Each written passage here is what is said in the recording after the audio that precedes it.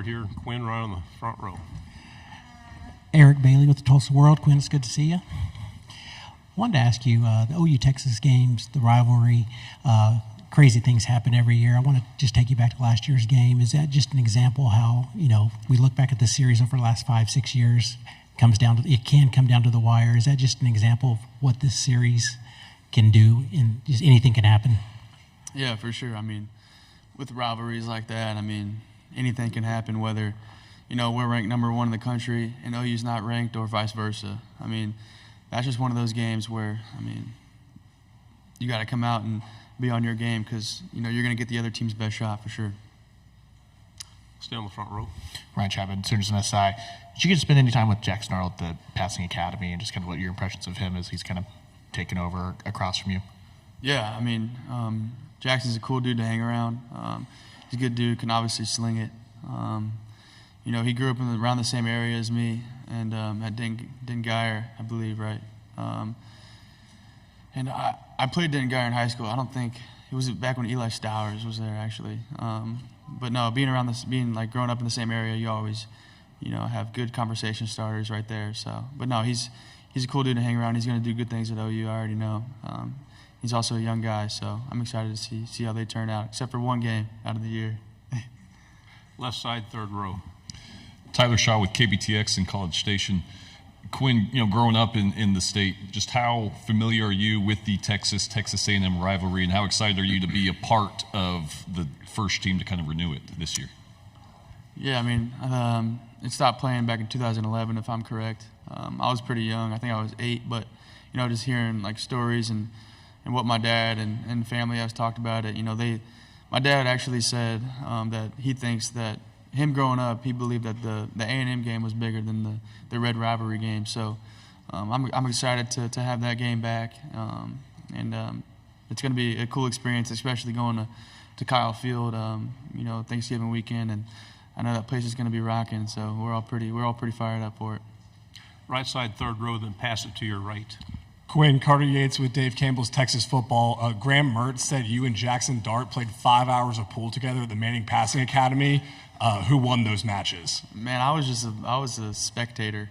I was a spectator. I'm not very good at pool, but no, Jackson Dart was playing all day. So I wish I could answer that for you. I should have just said me probably, but no, I don't know. I was a spectator, unfortunately. Left side, third row on the aisle. Yeah, Joseph Duffy, TSTV Sports. I asked Jade Barron what was the most undervalued thing about their DC Pete Kwiatkowski. What would be the most undervalued aspect for Steve Sarkisian on your career? And then also about DKR and the stadium joining in some very fierce environments in the SEC. What can people expect in the SEC about the environments, being that they're going to be more night games, and what can they expect throughout the season and what to expect? Yeah, I think, adding DKR to that, road atmosphere is going to be good for a lot of teams to experience. I think we do a great job of, making it hard on away teams to come in and play, which is great. That's how it should be, right? And, I think our fans did a good job. My first year here when Alabama came, of showing kind of what we're capable of doing, fan base-wise. And then the thing that's most undervalued about Sark was the second question. I think just the way that he gets vulnerable with us and shares his life experiences with us, and ultimately just wants us to become better people and a better man, and honestly a better, father and husband overall. On the aisle, third row. Yeah, Quinn, Evan Camico, Pig Trail Nation. I know in 2021 you didn't play in the Texas-Arkansas game, but what does it mean to you to be able to play in this year's rendition in a rivalry that dates all the way back to 1894? Yeah, it's definitely going to be cool to rekindle that rich traditional rivalry for sure. And I'm excited to go to Arkansas and play against them. Like you said, it dates back to whatever, 1800 something. That's crazy. But no, it's going to be good for both universities to finally get back to that, because I think it was like the 50s and the 60s. They were just going back and forth. So that's going to be cool to get to play against them. We'll go on the aisle back here on the left. Hey, Quinn, Olivia Whitmire with Channel 19 in Huntsville, Alabama. When we spoke with Kirby Smart the other day, he mentioned the Alabama-Texas game from last season, saying, I think that can really prove that Texas is ready to play in the SEC. You were, of course, a huge part of that. Take me back to that game and just kind of, do you agree with Coach Smart that that was kind of proving to the SEC that y'all are ready to be here? Yeah, I think that kind of goes to show what we're capable of as a whole. And I think the biggest thing for us is, yeah, we're capable of playing games the way we played that one. But, now we just have to really do it on a much more consistent level. And because, week in and week out, we're playing tough opponents. So I definitely can agree with that. Going into Alabama and playing, one of the hardest in one of the hardest stadiums to play in, and, against, one of the greatest coaches ever. It's definitely not easy to go in there and accomplish what we accomplished. On the aisle here.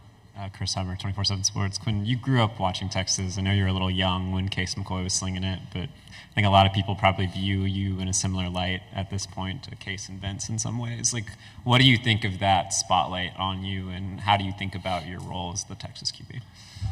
Yeah, there's definitely a lot of pressure that comes with playing quarterback at the University of Texas for sure. But I couldn't be more blessed and excited for the opportunity that I've been granted from the good Lord above and the platform that He has given me. And I'm just excited for year 3. Left side, 5th row. Trevor Denton from Way 31 over here. Yeah, Quinn, it's a fascinating schedule. Trip to Michigan. You're hosting Georgia. All these old rivalries back. What was kind of your first reaction when you saw the schedule released and all those interesting matchups? What was your first reaction? Overall, just excitement because, to be the best, you got to play the best. So, we're all fired up to go, like you said, up to Ann Arbor. It's actually my second time going up there. So I was up there when Ohio State played them back in 2021. So it's going to be cool to go up there, back up there, and, see it. And I understand, the hatred that Ohio State has for them. So I understand the rivalry. So it's going to be cool to kind of carry that. But overall, excited for the season and all the great games that we're going to have on schedule. In the back on the left. Dan Peck, ESPN 106.7 in Auburn. You were draft eligible. You chose to come back to Texas for one more season. What were the big factors in deciding that the NFL can wait and you wanted to keep playing college football?